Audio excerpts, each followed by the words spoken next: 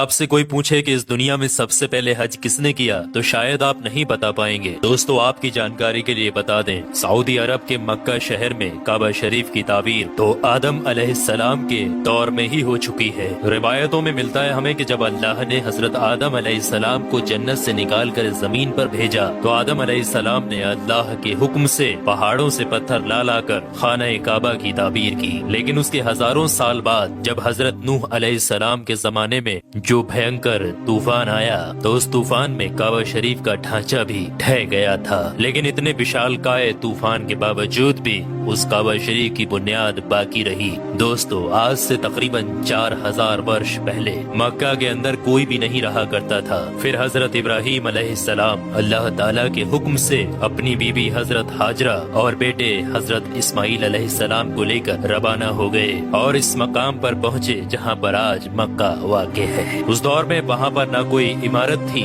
न पानी और न ही यहाँ पर कोई रहा करता था। दरख्तों के नाम पर सिर्फ बबूल वगैरह की झाड़ियाँ हुआ करती थी। हजरत इब्राहीम अलैहिस्सलाम ने बीबी और बच्चों दोनों को यहाँ बैठा दिया, थोड़ा सा पानी और खजूरों को भी पास में रख दिया और फिर आप अलैहिस्सलाम शाम की तरफ चले गए। हजरत इब्राहीम अलैहिस्सलाम दूसरी बार जब मक्का शरीफ आए तो कयाम ना किया, लेकिन जब तीसरी बार तशरीफ लाए तो हजरत इस्माइल अलैहिस्सलाम से फरमाया कि बेटा, अल्लाह ताला ने मुझे एक हुक्म दिया है। तो हजरत इस्माइल अलैहिस्सलाम ने कहा तो इदात कीजिए। तो हजरत इब्राहीम अलैहिस्सलाम ने कहा कि अल्लाह ताला ने मुझे हुक्म दिया है कि यहाँ पर एक घर बनाओ। घर की तामीर शुरू हो गई। हजरत इस्माइल अलैहिस्सलाम पत्थर लाते जाते और हजरत इब्राहीम अलैहिस्सलाम बनाते जाते थे।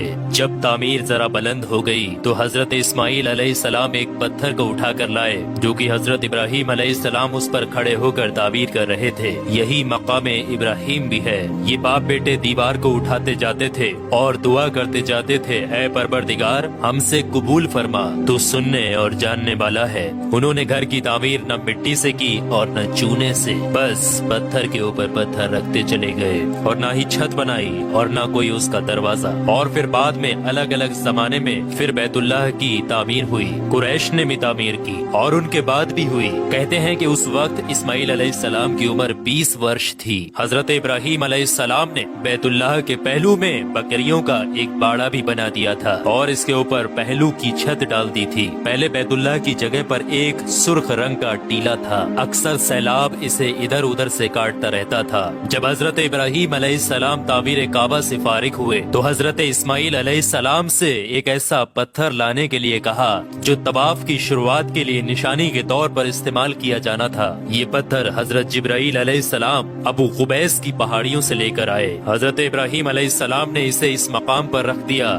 जहाँ पर वो अब तक कायम है। रिवायतों में आता है कि ये पत्थर बहुत रोशन था। हजरत जिब्राईल अलैहिस्सलाम ने उन्हें तमाम मकामात भी दिखाए। और दोस्तों, जब हजरत इब्राहीम अलैहिस्सलाम को अल्लाह की तरफ से लोगों को हज करने की दावत देने का हुक्म हुआ तो हजरत इब्राहीम अलैहिस्सलाम ने अल्लाह से ये सवाल किया कि ऐ मेरे खुदा, यहाँ पर कौन लोग हैं जो कि मेरी आवाज को सुनेंगे। अल्लाह ताला ने फरमाया कि ऐ इब्राहीम, आवाज देना तुम्हारा काम है और लोगों तक उस आवाज को पहुंचाना मेरा काम है। दोस्तों, उसके बाद हजरत इब्राहीम अलैहिस्सलाम अबू कुबैस की एक बड़ी सी पहाड़ी के ऊपर चढ़कर एक बड़े से पत्थर के ऊपर खड़े हुए और लोगों में हज करने का ऐलान किया कि ऐ लोगों, अल्लाह ताला ने एक घर बनाया है और तुम पर हज फर्ज किया है, लिहाजा तुम अपने परवरदिगार की आवाज पर लब्बैक कहो। तो अल्लाह ताला ने हजरत इब्राहीम अलैहिस्सलाम की उस आवाज को इतना बुलंद कर दिया कि उस आवाज को दुनिया के हर एक इंसान ने सुना। यहाँ तक कि पेड़ पौधों को भी वो आवाज सुनाई दी, जिसकी वजह से पहाड़ और पेड़ पौधों में भी ये ख्वाहिश हो गई कि वो भी अल्लाह के इस पाक घर की जियारत करें। अल्लाह ताला ने हजरत इब्राहीम अलैहिस्सलाम को ये हुक्म दिया कि वो इस घर को रुकू और सजदा करने वालों के लिए पाक और साफ रखें। उलमा इकराम के मुताबिक हजरत इब्राहीम अलैहिस्सलाम के इस ऐलान के बाद ही हज की शुरुआत हुई और सबसे पहला हज हजरत इब्राहीम अलैहिस्सलाम ने ही किया।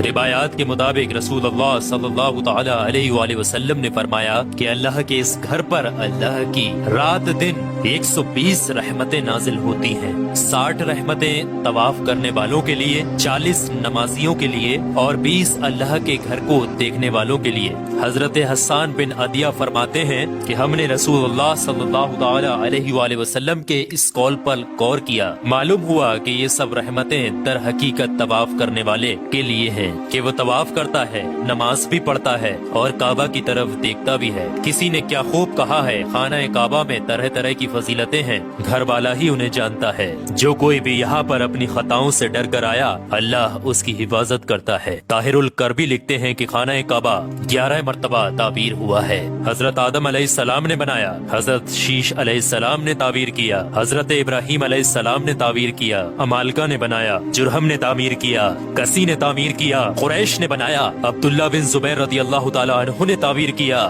حجاج بن یوسف نے بنایا، سلطان مراد نے تعبیر کیا جو کہ آل عثمان میں سے تھا۔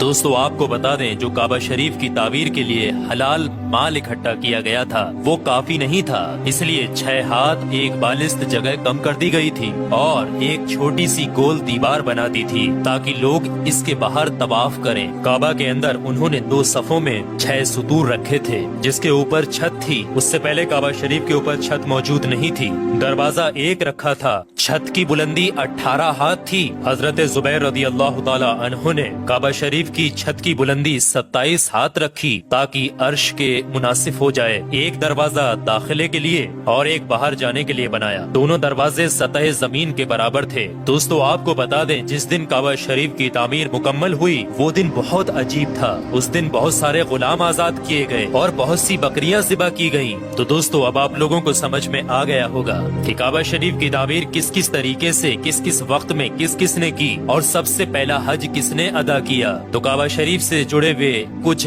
رہسیائی چیزیں میں نے آپ کے ساتھ شیئر کی ہے۔ اللہ سے دعا ہے کہ ہم تمام لوگوں کو حج کرنے کی توفیق